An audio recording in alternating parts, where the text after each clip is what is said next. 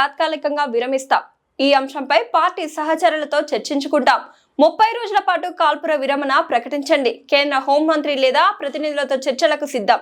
Video call ద్వారానైనా సంప్రదింపులు జరపాలి. Maoist party అధికార ప్రతినిధి అభయ్ పేరిట లేఖ. కొత్తగూడెం ప్రగతి మైదాన్ సెప్టెంబర్ 16 మావోయిస్టు పార్టీ సంచలన నిర్ణయం తీసుకుంది.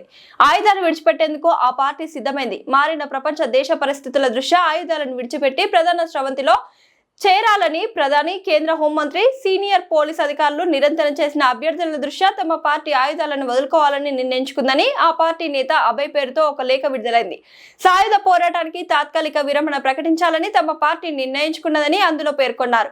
భవిష్యత్తులో ప్రజా సమస్యలపై అన్ని రాజకీయ పార్టీలు పోరాడుతున్న సంస్థలతో వీలైనంత వరకు కలిసి పోరాడతామని వివరించారు. ఈ అంశంపై కేంద్ర హోంశాఖ మంత్రితో లేదా ఆయన నియమించిన వ్యక్తులతో లేదా ప్రతినిధులతో చర్చలు జరిపేందుకు సిద్ధంగా ఉన్నట్లు తెలిపారు.